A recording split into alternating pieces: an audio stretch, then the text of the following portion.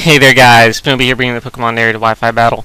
Before we get into the action, I do have a few quick announcements to give you guys. First of all, sorry for no videos the past few days. I totally intended on doing some, but my left eye actually got infected, and it's been like swollen shut, which is pretty lame. But I've been taking antibiotics for it and taking it easy and trying to stay away from the computer because it puts strain on my eyes, and that way I'll be back in action and all that kind of stuff. Also, there's been a lot of videos that I've done lately that have appeared on other channels, or I've at least played a part in. There's a video on Rick's channel where me, him, and Elo are just having some fun with this iSketch thing. Elo's 10K sub special, which was amazing. I was proud to be a part of it. I'll link that as well in the description. Also, I did a PokeMoshPit video not too long ago that I'm going to link as well if you haven't got a chance to go see it. I was using this exact same RU tier team. Speaking of which, this is an RU tier battle versus Bestow5000. It was a pretty fun one, so it's really fast-paced and quick, so that makes it a little easier on me, so I don't have to narrate something really long and look at it.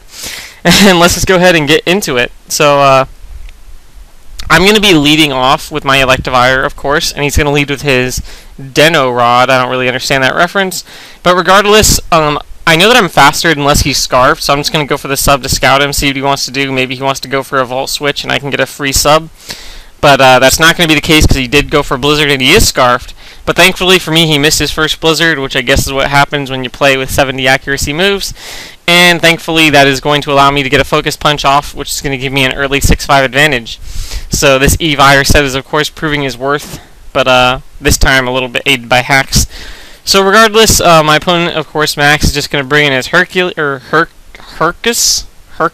don't know. But I don't want him to be able to get a free sub in case he wants to predict my switch, because the Earthquake can obviously kill me. So I just go for the Ice Punch, hoping that he'll go for the sub.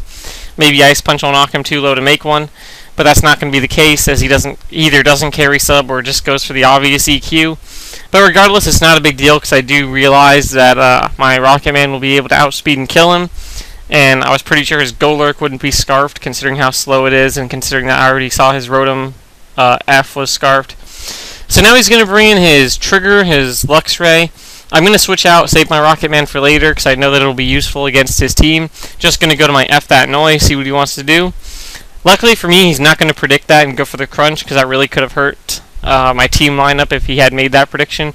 So thankfully he goes for the Wild Charge, which is the new 100 base power electric move that does 1/4 recoil.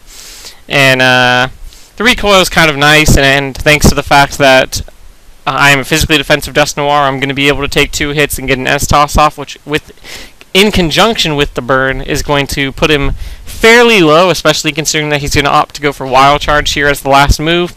He definitely doesn't want me to be able to get a free switch into something like Moltres, which has decent physical bulk and could have taken a Crunch and then outsped and gone for the Fire Blast. So now I'm going to go into Sharpedo, just going to go for the Protect. That way I can get a speed boost, so that way I'll be able to outspeed whatever he brings in next. And thankfully I can just finish this off with an Aqua Jet. I do still like to carry Aqua Jet on Sharpedo, even with Speed Boost, to outdo priority moves. Like, for example, a lot of Guts Luxray carry Quick Attack. Obviously he didn't go for it that time, but if he had... Well, actually, I'm not going to say obviously, he could have even gone for it, but... Regardless, now he's going to bring in this dude. I'm pretty sure it's Choice, so I'm going to go for Protect just to be able to scout. And I'm actually going to make a really good play here, which is predict him to predict my Moltres switch to resist the superpower. So that way I can just stay in and go for the Crunch on his switch.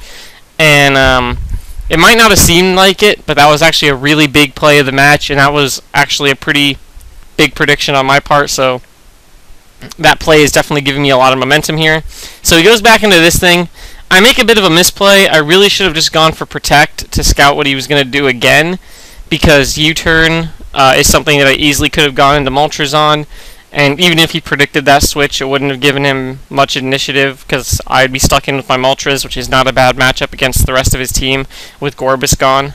So, regardless, I am just going to bring in my Shofu, meant to be named Clofu, but a homage to Shofu, my Clefable, which is especially defensive. Thankfully for me, he carries the Heat Wave instead of Fire Blast, which means it's not going to be a 2-hit KO.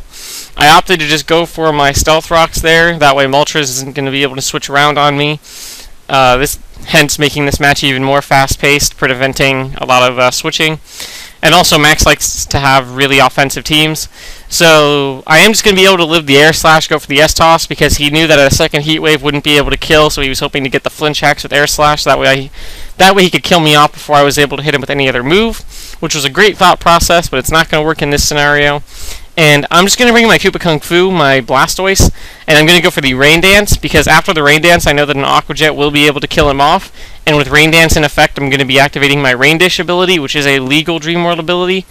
So it's going to give me my lefties, my Rain Dish, and then since I'm going to be able to obviously outspeed with the priority in Aqua Jet, I can finish him off and get more leftovers and Rain Dish recovery.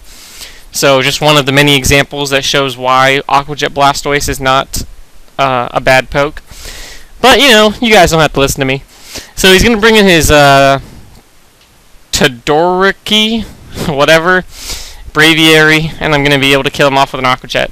So that's going to be a good game. It was kind of a short one, which is part of the reason I decided to upload this one for today. Thank you guys for watching. Drop a comment if you feel so inclined. Don't forget to check me out on Facebook if you want to. Great place to communicate. Also, one random little fact, if you've been following me on Facebook, you know I've been getting into League of Legends. So if you guys are into League of Legends, feel free to talk to me about it on there. Maybe we can play sometime. And that's about it, so I'll catch you guys later.